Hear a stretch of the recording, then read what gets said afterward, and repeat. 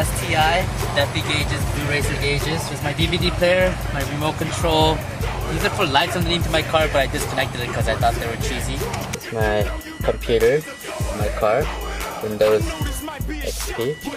Internet connection through my phone, and a little tiny mouse to navigate through the internet.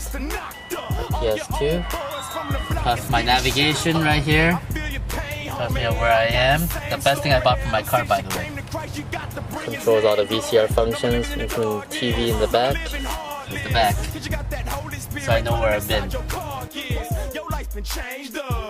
I love driving my car, but as you noticed, I have a lot of gauges. Gauges tell me how fast I'm going, and also how hot my engine is, and the pressure, which is very important.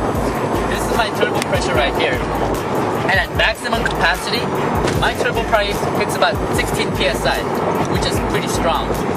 But my oil pressure is even stronger.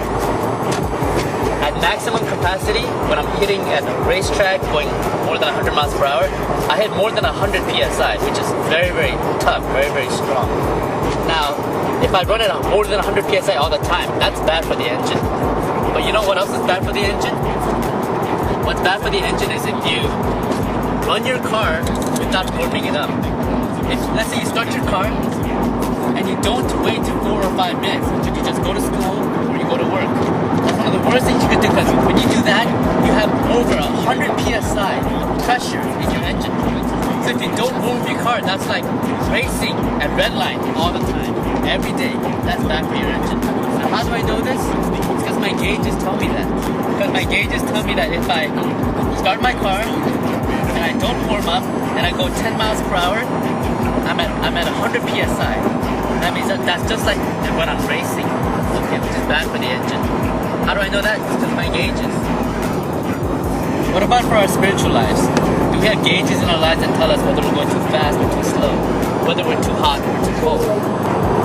That's why we go to church.